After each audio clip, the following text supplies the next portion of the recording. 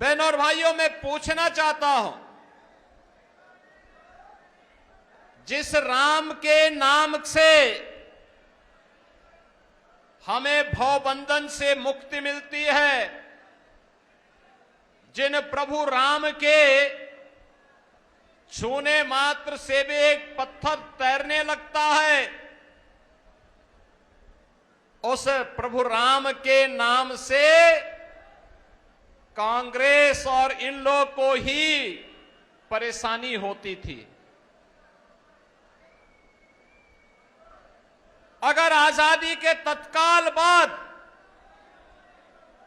अयोध्या में राम मंदिर का निर्माण नहीं हो पाया, तो इसके लिए ये सेकुलरिज्म का लबादा ओढ़ने वाले दल जिम्मेदार हैं, जिनका एक ही प्रयास था, एन केन प्रकारेण भारत की आस्था का अपमान करना, भारत के महापुरुषों का अपमान करना। कांग्रेस भी और इन लोग भी लगातार जीवन भर यही कार्य करती रही।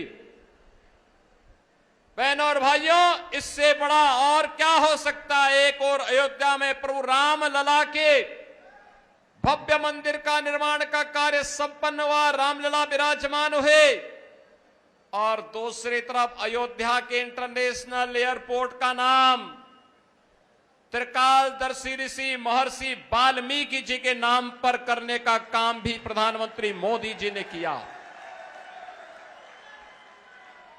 बहनों और भाइयों, मैं इसीलिए कह रहा हूं, ये कांग्रेस हो या इन लोग, ये जितने भी दल हैं, ये अपने परिवारवाद में इतने मस्त हैं। ये कभी बाबा साहब भीमराव अंबेडकर का अपमान करते हैं, कभी प्रभु राम का अपमान करते हैं, प्रभु श्री कृष्ण का अपमान करते हैं, भारत की सुरक्षा में सेंध लगाने का कार्य करते हैं, और अपने राजनीतिक स्वार्थ के लिए सुरक्षा इनके लिए कोई मायने नहीं रखती। जब भी इन्हें सत्ता प्राप्त हुई, अनुसूचित जाति के लोगों पर अत्याचार, जब भी इनको सत्ता प्राप्त होती है, सुरक्षा पर सेंध लगाना, दंगा कराना, यही इनका कार्य रहा है।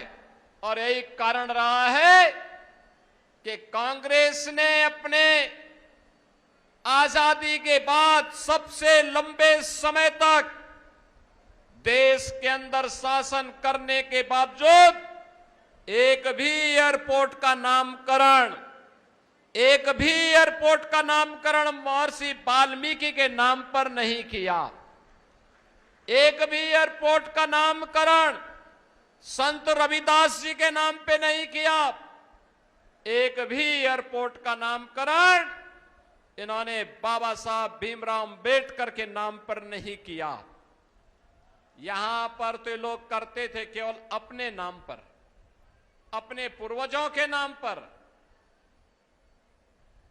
बच्चा पैदा बाद में होता था, पहले उसका नामकरण हो जाता था। उनके नाम से किसी एयरपोर्ट स्टेडियम का नाम रख दिया जाता था।